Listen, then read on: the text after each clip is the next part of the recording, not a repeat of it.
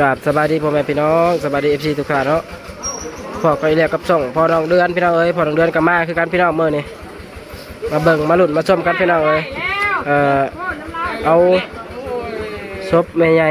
ไล่ลงป่าพี่น้องเอ้ยเนาะอยู่บ้านน้องซิโนพี่น้องมากับแม่น้องเดือนพี่น้องเอ้ยเขากับมาโมมาทานน้ำเพลินพี่น้องเอ้ยเป็นข้างชุดถ่ายส่งจากการเป็นข้างชุดถ่ายพี่น้องเอ้ยคนสินายแต่พี่น้องเอ้ยก่อนจะมาติดตามรับชมกับฝากกดไลค์กดแชร์ก่อนเลยเด้อพี่น้องเนาะส่องพอน้องเดือนพี่น้องเอ้ยคอมเมนต์เข้ามาได้พี่น้องเอ้ย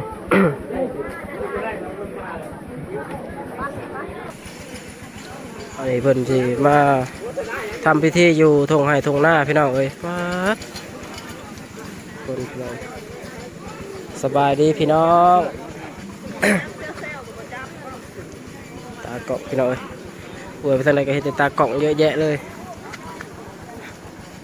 ไปเบิ่งกันซ้องเลยซ้องบ่บ่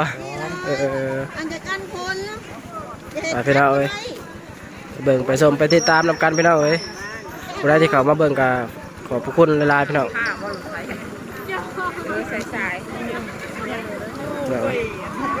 มันก็สิจักหน่อยพี่น้องเอ้ย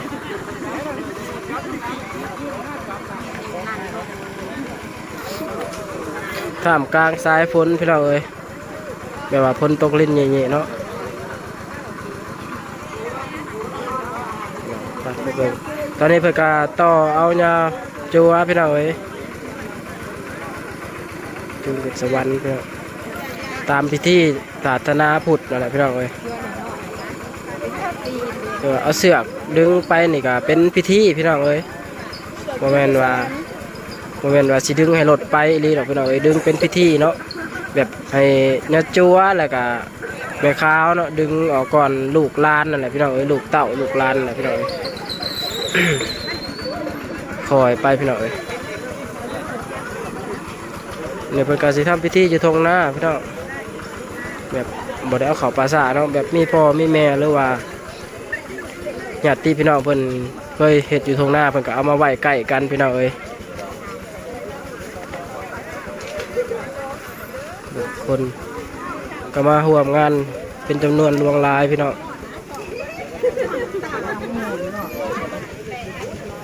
สังเกตพี่น้องเอ้ย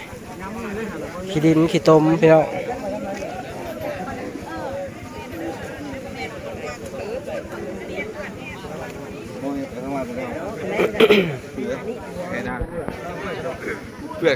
ไปน้ำเด้อ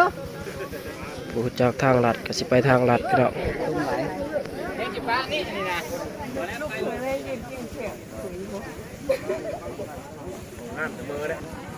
โอ้ยสังเกตพี่น้องเอ้ยเป็นครั้งแรกหรือว่าครั้งทวิตเนาะมาทิมพีนี่ ใส่เกือบบุตรพี่น้องเอ้ยหรือว่าค้ากับในเพื่อสีเลาะเป่งน้ำหน้าเลยบ่จัก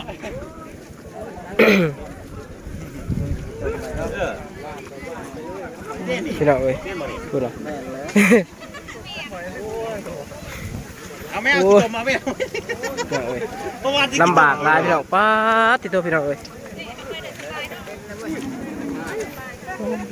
คนทางยิงหัวมันนอนอย่างไรล่ะปัทนีเขามันงามโพดเนาะนี่ยิงหัวไหลลงนี่เว้ยเนาะเบิ่งคนทางพี่น้องเอ้ยเราต้องใส่ปุ๋ยเลยนะ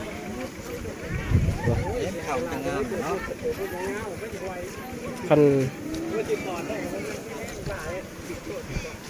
ฝนกระตกพอฝนพี่น้องเอ้ยไปพี่น้องลุยเป็นลุยพี่น้องเอ้ยงานนี่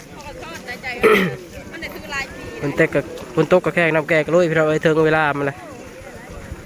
แบบหลีกเลี่ยงบ่ได้พี่น้องเอ้ยการเจ็บการเป็นเนาะการตายพี่น้องเอ้ยว่าจะเป็นบ้านไก่เพื่อนเคียงกับมาพี่น้อง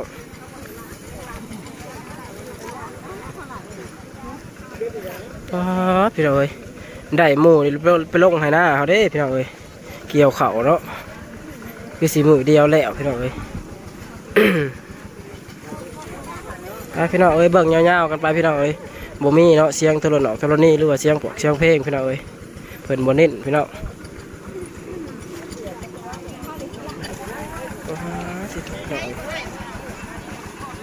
ไปบ่ได้ ส่กระบุดกระยากเด้อ ลุยขี้ต้มไปเลยพี่น้องเลยพี่น้อง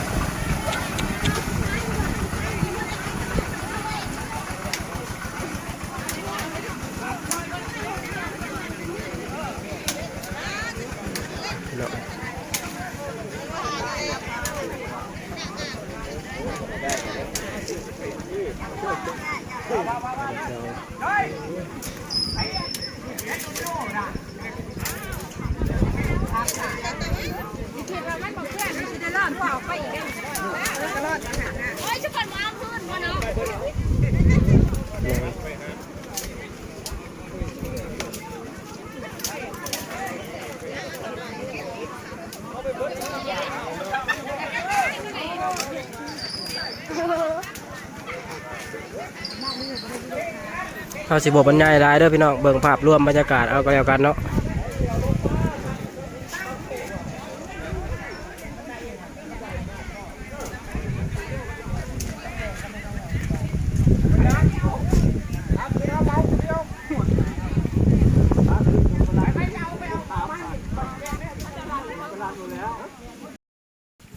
เขามาเบิ่งด้านนี่พี่น้องเอ้ย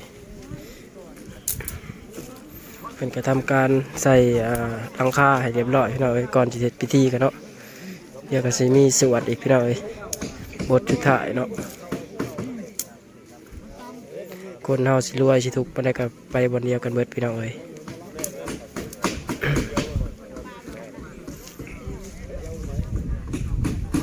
เบิ่งคืมผ้าคืมพลพี่น้องเอ้ย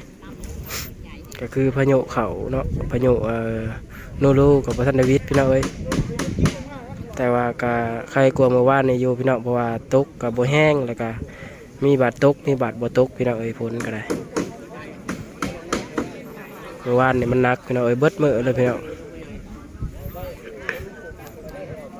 อันนี้เพิ่นก็มีตีนรถพี่น้องเอ้ยมันก็สิบ่ย่านพ้นไปได้พี่น้องมีตีนรถมีน้ำมันใส่แล้วก็พวกเสื้อเพิ่งก็สิเป็นพวกนั่นแหละเสื้อผ้าหน้าแพรหรือว่าเสื้อนอนมอนยังอะไรพี่น้องเอ้ยตอนนี้ก็สถานการณ์นี่ฮ้อนอ้าวพี่น้องเอ้ยแบบอ้าวบนสิตกนะพี่น้องแบบมันแดดมาแล้วมันอ้าวมีลมมันอยู่แต่ว่าลมมันฮ้อนพี่น้องเอ้ยขึ้นผ้าขึ้นบนพี่น้องเอ้ยเบิ่งบรรยากาศไปทำกันพี่น้องเอ้ย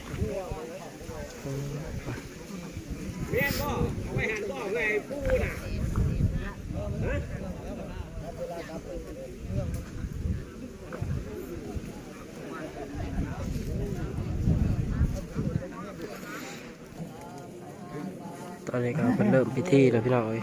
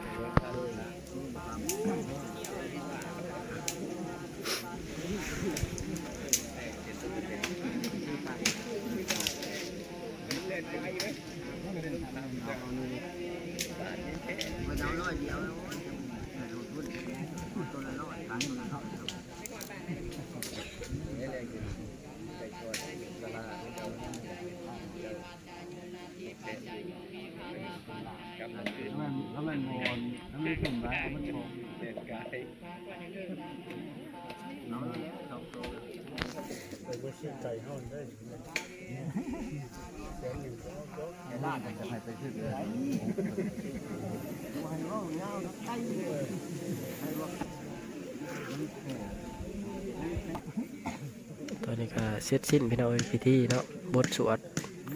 แต่สุดท้ายในมือวางเพลิงพี่น้อง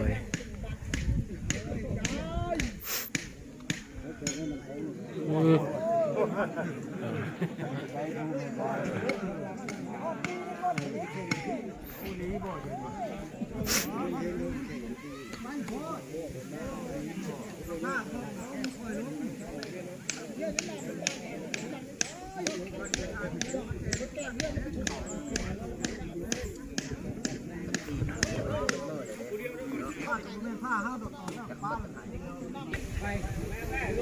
อนนี้ก็มืดกำมืดแหล่มากเลยพี่น้องเอ้ยทางด้านนะก็จัวหน่อยพี่น้องเอ้ยจัวหน่อยก็ไม่ออกมาเขาพี่น้องเอ้ยลูกลานเพิ่นพี่น้องเอ้ย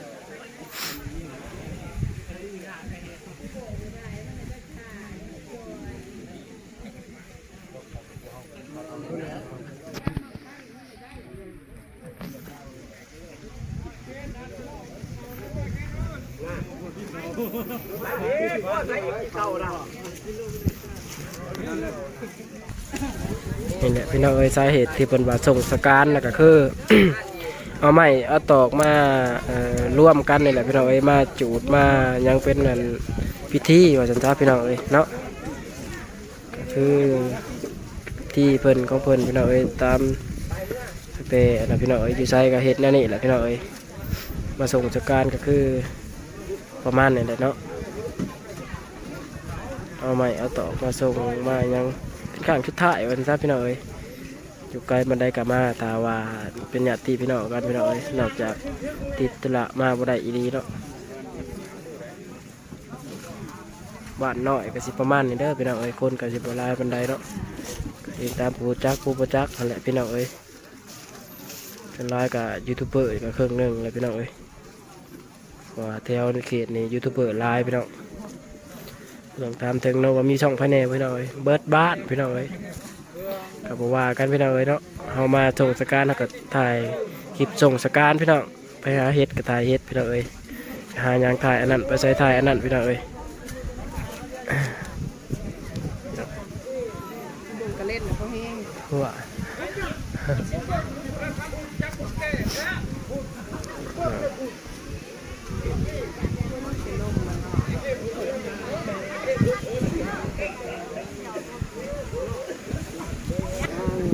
ใครยังอุ่น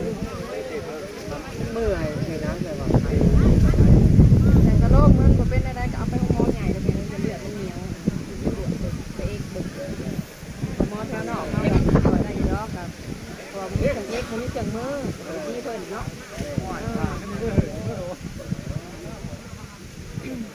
พี่น้องเอ้ยมาเลยพี่น้องเอ้ยคนพี่น้องเอ้ยเริ่มหยิบมาเลยก็โงนใหญ่เติบอยู่ได้พี่น้องคนโงนเนาะ แล้วตัวนี้บ่ มาส่งสการกับสิประมาณนี้แหละพี่น้องเอ้ยก็เป็นการเสร็จสิ้นพิธีพี่น้องเอ้ยวันนี้เพิ่นก็สิว่างเพิ่งพี่น้องเอ้ย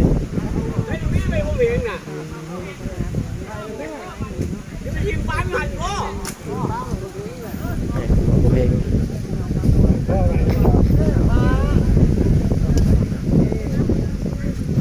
ไอ้มาตายคนมาเพิ่นนี่กันนะอุ้ย ตอน เดี๋ นี้ ยว ก็ ตายเดี๋ยวบอ คนมาแล้วพี่น้อง โอ้ย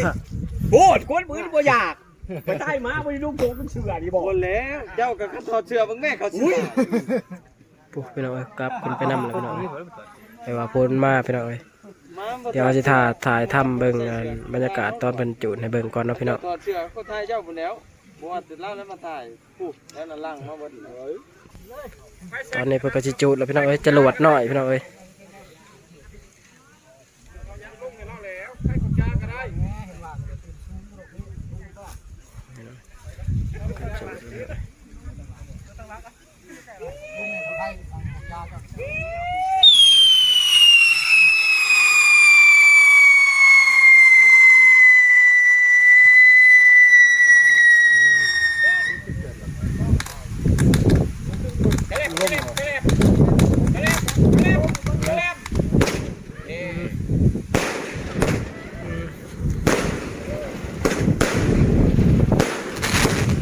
พี่น้องเอ้ย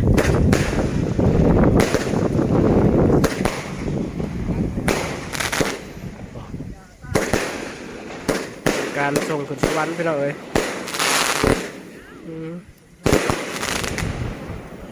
แล้วยังไปบอกสุดท้ายบ่นี่แล้ว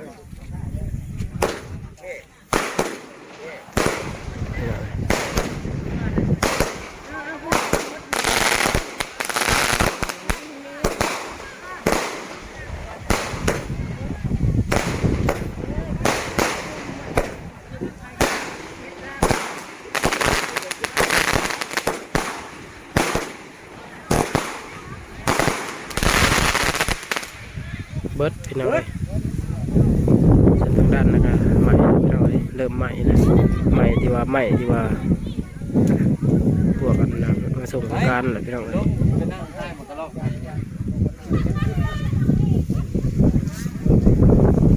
มันล่มพี่น้องมันก็เลยเจ็บยากในจังหน่อยเนาะเพราะว่าบ่ได้อยู่ในภาษาพี่น้อง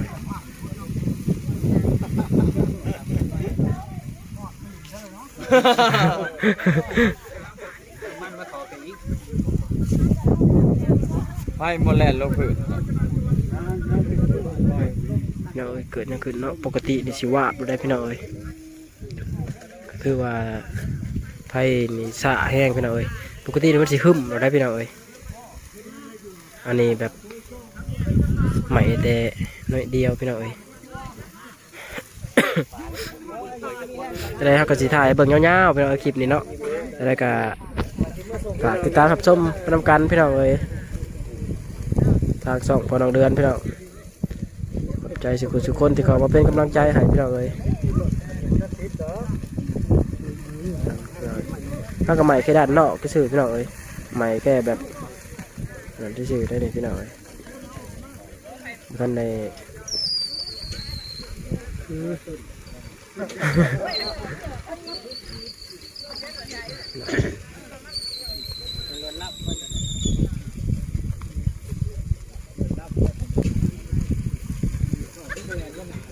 เขาเกี่ยวบ่ได้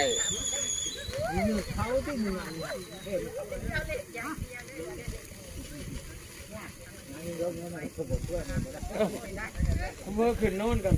ลุด เพิ่งพี่น้องเอ้ยใหม่แบบซ่าแห้งพี่น้องเอ้ยเย็นๆแบบใหม่บ่ไหวพี่น้องเอ้ย แปะแหละปั๊บปืนแก้เข่าดังๆลุด ไปเห็นแต่คัสโมงตะกี้ข่อยโอ้ยเกือบ นี่แหละยิงลม ใหม่ซ่าแห้งพี่น้อง บ่นั่น ว่าเป็นเด็กบ้าน ปกตินี่มันสิใหม่อยู่ลุ่มเลยพี่น้องเอ้ยใหม่อยู่ใหม่แบบนั้นอันนี้ใหม่อยู่เทิงพี่น้องเอ้ยแบบลมมันเพิ่มเป็นเทิง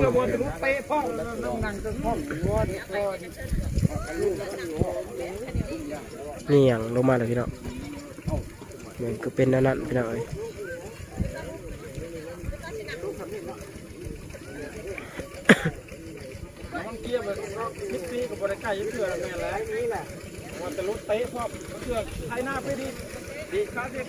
ขึ้นเลยพี่น้องเอ้ยบ้านไหน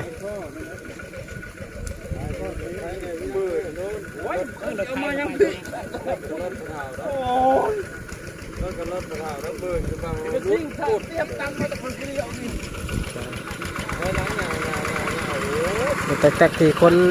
สีเอาลงบ้านแหละพี่น้องลมแห้งพี่น้องเลยลม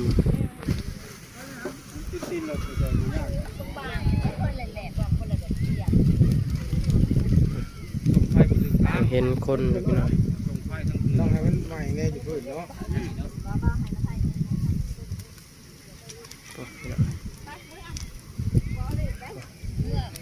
คนกับสิล่างเมื่อน้ำเลยพี่น้องเอ้ยพอเทือนเพราะมันกับบอกไกลไปได้พี่น้องเอ้ย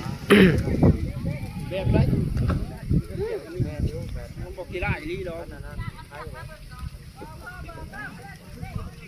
เป็นดิจิตอล เด่นกลางติดคนเลย ตอนนี้ไฟก็เริ่มใหม่ลงแล้วพี่น้องเอ้ยใหม่ลงหอดกองพื้นแล้วเนาะก็สิเดล่าแล้วพี่น้องเอ้ยขึ้นก็พี่น้องเอ้ยโหถ้ามันเปื่อนพี่น้องเอ้ยขึ้นพี่น้องเอ้ยแต่ก็ฝากกดไลค์กดแชร์พี่น้องเอ้ยพอกันคลิปหนาพี่น้องสำหรับพอดังเดือนกะกราบสบายดี